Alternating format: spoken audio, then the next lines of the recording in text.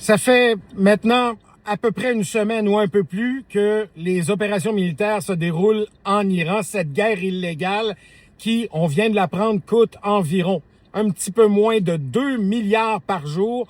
La grogne se fait sentir. Encore une majorité d'Américains sont contre cette intervention-là, sont contre l'implication dans un autre conflit au Moyen-Orient de l'armée américaine. Maintenant, j'entends beaucoup d'explications. On cherche encore à expliquer pourquoi on est allé là.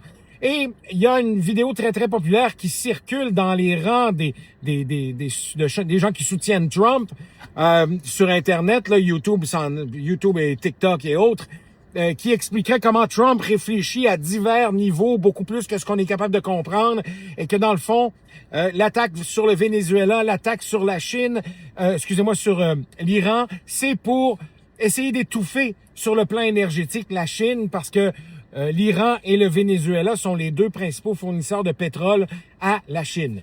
Dans le cas de Trump, ne cherchez jamais une explication qui va aussi loin que ça. C'est purement une guerre parce que, il faut l'admettre, Trump aime être associé à ce qui est dur, ce qui est tough, ce qui est militaire. Il s'est fait l'année passée, rappelez-vous, au mois de juin, une parade militaire, une première pour un président américain. Le fait qu'il soit associé à quelque chose de viril, de tough, ça joue sur l'ego de Trump. Bon, je dis pas qu'il y a que ça, mais il faut pas négliger cette portion-là. Il y a aussi une explication un peu plus simple qui se campe dans l'histoire, et je sais que vous détestez les comparaisons avec Hitler, mais durant la première phase de la Deuxième Guerre mondiale, les premières opérations militaires, les guerres en fait menées par l'Allemagne, les conseillers militaires de Hitler avaient dit à Hitler, va pas t'embourber dans un conflit en France, ce sera difficile, ce sera coûteux, c'est beaucoup plus compliqué qu'il n'en paraît.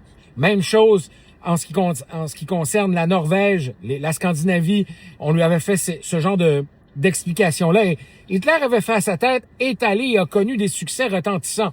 Alors, quand est arrivé l'opération Barbarossa qui consistait à attaquer la Russie, les experts militaires lui ont dit, touche pas à ça, là. Ça va être ton Waterloo, là. Oublie ça, là. Mais ayant été enivré par les succès préalables en Europe, Hitler est allé.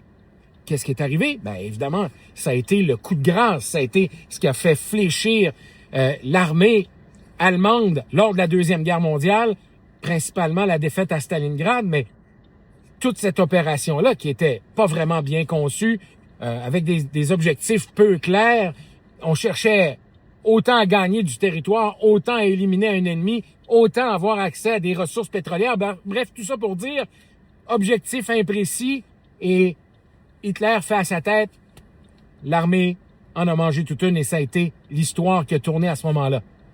Trump a eu des succès faciles l'an dernier dans sa campagne de bombardement en Iran, et cette année avec sa campagne de destitution de Maduro au Venezuela. Il est enivré par ses victoires faciles et a refusé d'écouter ceux qui lui ont dit que ça sera extrêmement difficile en Iran.